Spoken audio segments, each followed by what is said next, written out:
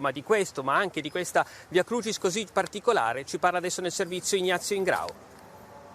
Francesco prostrato a terra davanti al crocifisso in una basilica vuota. La prima immagine di questo venerdì santo, la celebrazione della passione che precede la Via Crucis. Arrivano dal carcere Due Palazzi di Padova le meditazioni sulle 14 stazioni. Il cammino della croce accompagnato dalle parole di detenuti, volontari, guardie e una famiglia che ha visto uccidere la figlia. Nessuno avrebbe immaginato che in questo venerdì santo il mondo sarebbe stato agli arresti domiciliari, piazza San Pietro vuota, il Papa carcerato in Vaticano.